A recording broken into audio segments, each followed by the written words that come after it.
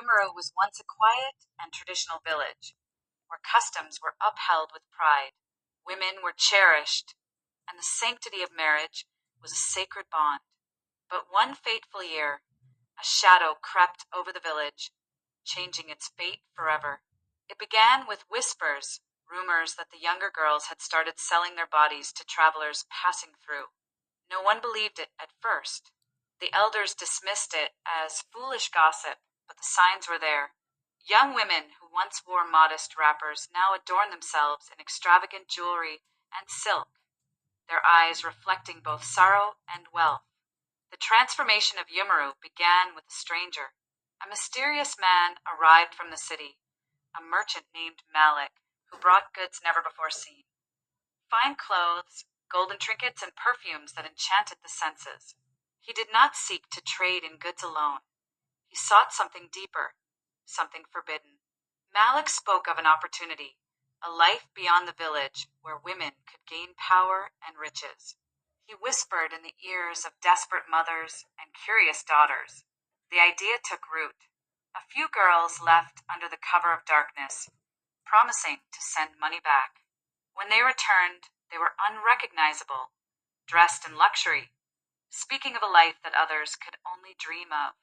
As time passed, more women followed. It was not just the young ones, widows, abandoned wives, and even married women saw the opportunity to escape poverty. Husbands who once ruled their homes with iron fists were powerless against the lure of wealth. Families began to change. What was once a taboo became a norm. The men of Umuru, who once held dominance, now found themselves alone or sharing their wives with others.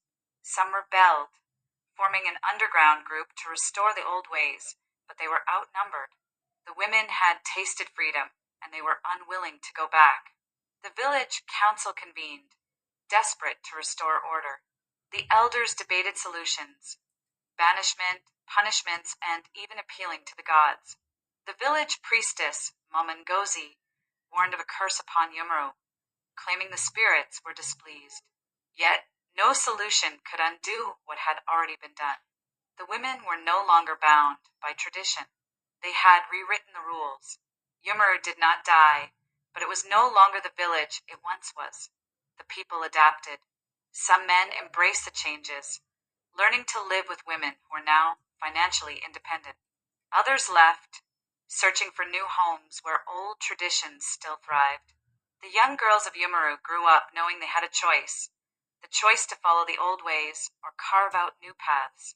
Some became scholars, traveling far to bring knowledge back to the village. Others continued down the road of wealth and pleasure. But one thing was clear: Umuru would never be the same again. The world had changed, and so had its people.